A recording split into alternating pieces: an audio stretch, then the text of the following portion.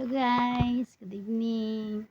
So karon na rin natin yung class record. Hindi mo na guys, so man naka-check ang aton yung mga performance. So mag-encode na ta no diri sa laptop para totally matutal na. Solve na yung mga grades ng mga estudyante natin. So good evening everyone. So still laban pa rin.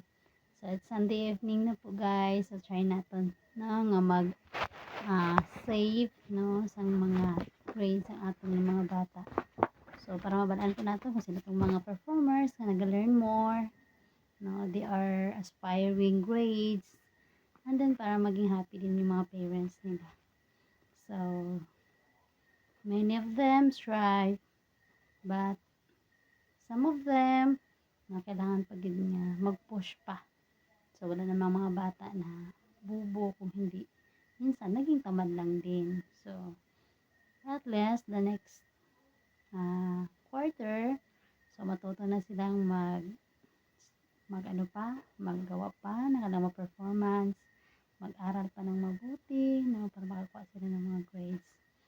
So yun guys, so simulan ko na yung paggawa ng grades ng mga bata. So magbase ito sa kanilang performance, sa kanilang kukulat yung nila doon sa kanilang written works, no, yung daily activity na binibigay natin, and then yung kanilang mga summative test, no, na kung saan doon natin i-evaluate kung ano yung naunawaan nila sa mga lesson natin.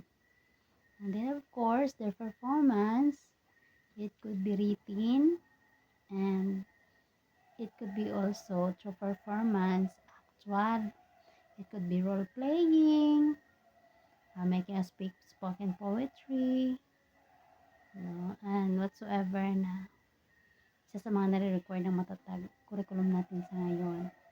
So laban lang tayo guys, and then good luck for the journey of our students here in Binuan High School. Bye! Hello guys, good evening.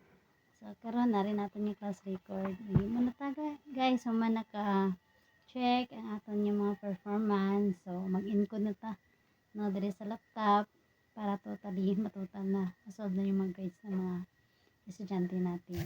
So good evening everyone. So still laban pa rin. So it's Sunday evening na po guys. So try natin na nga save no sa mga grades ang ating mga bata.